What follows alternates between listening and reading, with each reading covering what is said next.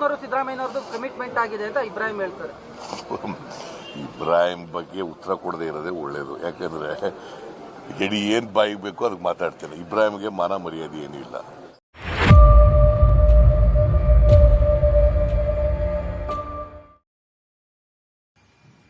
അസ്സലാമു അലൈക്കും വറഹ്മത്തുള്ളാഹി. പ്രിയമുള്ളവരെ, നമ്മുടെ ബഹുമാനപ്പെട്ട ഉള്ളാള തങ്ങളുടെ മകൻ കൂറത്തങ്ങൾ മരണപ്പെട്ടതിൻ്റെ ശേഷം നമ്മുടെ ഉള്ളാള മംഗലാപുരം ഭാഗത്ത് ഖാദി സ്ഥാനം ഒഴിവുണ്ടായിരുന്നു. ഉള്ളാള ഖാദി എന്നാണ് പറയുന്നത്. ആ ഖാദി സ്ഥാനത്തെ വഹിക്കാൻ വേണ്ടി, നിറവേറ്റാൻ വേണ്ടി നമ്മുടെ ബഹുമാനപ്പെട്ട ഗ്രാൻഡ് മുഫ്തി AP ഉസ്താദ് അതിൻ്റെ ആ ചുമതല അദ്ദേഹം ഏറ്റെടുത്തു. ആ സന്ദർഭത്തിൽ തുടക്കമായി സംസാരിക്കാൻ നമ്മുടെ CM ഇബ്രാഹിം എന്ന് പറഞ്ഞാൽ അദ്ദേഹം രാഷ്ട്രീയക്കാരനാണ്, എല്ലാവർക്കും അറിയുന്ന ആളാണ്.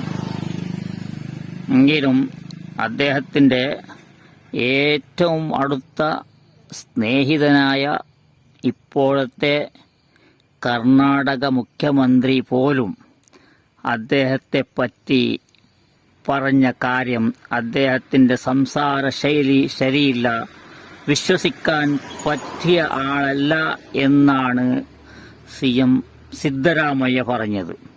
അതേതായാലും രാഷ്ട്രീയമായിരിക്കാം, എങ്കിലും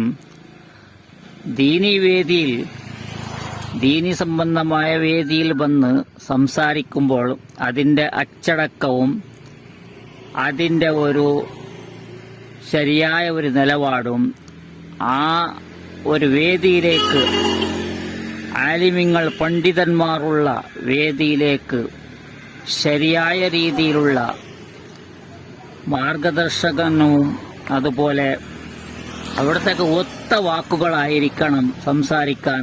എല്ലായിടത്തും സംസാരിക്കുന്നത് ഒരു രാഷ്ട്രീയ രീതിയിൽ പുകഴ്ത്തുന്നവരെ പുകഴ്ത്താനും തെകഴ്ത്തുന്നവർ തെകഴ്ത്താനും ശില്പിയാണെന്ന് പോലും പറയാം ഈ CM ഇബ്രാഹിമിനെ. അതാണ് അദ്ദേഹം എന്താണ് പറഞ്ഞത്, അത് എന്തിനാണ് പറഞ്ഞത് എന്ന് പോലും നിങ്ങൾ മനസ്സിലാക്കണം ആ വാക്കുകൾ കൊണ്ട്. കേൾക്കും. ഏറ്റവും വലിയ ഭാഗ്യം 84 വയസ്സ് പോയി. എല്ലാരും പറഞ്ഞു പോയി. ഞാൻ പറഞ്ഞു നമുക്ക് ഒരു പോയിട്ട് ബെറുവാട ഏടിയും പോവില്ല, സുഖമില്ലാതായി. പല ആളും പല പറഞ്ഞു. ഉസ്താദിനെ പോയി ആദ്യമായി കണ്ടി. ഉസ്താദ് പറഞ്ഞു, ഉസ്താദിനെ ദർശനം നിങ്ങൾ നടത്തൂ, ടൂർ ചെയ്യൂ.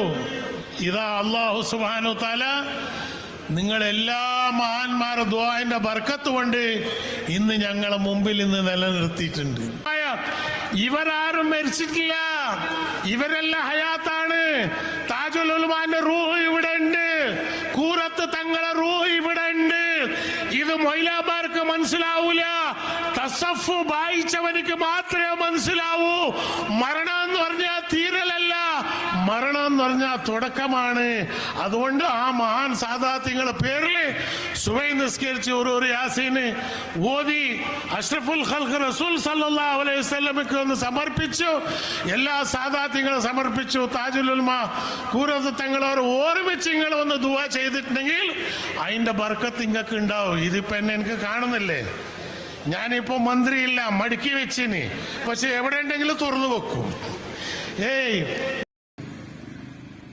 ബഹുമാനമുള്ളവരെ, ഹംക്ക് എന്ന് സംബോധിച്ചും കൊണ്ടാണ് അദ്ദേഹം തുടങ്ങിയത്. ഒരുപാട് കാലം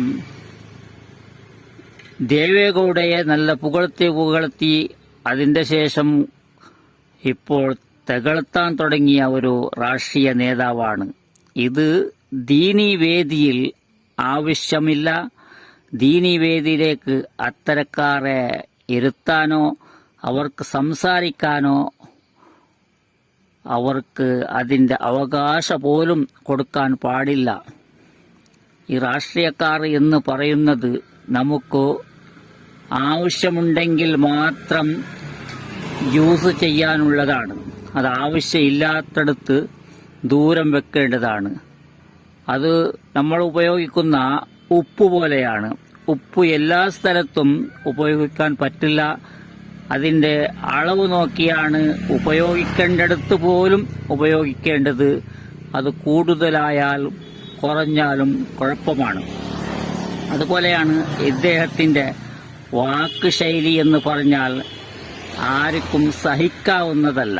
ഒരു ദീനീ വേദിയിൽ ഇത്തരം രീതിയിൽ സംസാരിക്കുന്നവരെ കയറ്റരുത്, പ്രത്യേകിച്ച് ഈ CM ഇബ്രാഹിം എന്ന മനുഷ്യനെ. അതുകൊണ്ട് തകഴ്ത്താനും അതുപോലെ നല്ല രീതിയിൽ ബോധിപ്പിച്ച് അവരെ പുകഴ്ത്താനും വേണ്ടി ഒരു വാടകയ്ക്ക് എടുത്തുകൊണ്ടു പോകാനുള്ള ഒരു സാധന പോലെ ഇദ്ദേഹത്തെ ഉപയോഗിച്ചാൽ മതി എന്നാണ് എനിക്ക് പറയാനുള്ളത്. ദീനി പണ്ഡിതന്മാർ ഇത്തരക്കാരെ സൂക്ഷിക്കണമെന്നും ഓർമ്മിപ്പിക്കുകയാണ്. ഇൻഷാ അല്ലാഹ്. അസ്സലാമു അലൈക്കും വറഹ്മത്തുള്ളാഹി.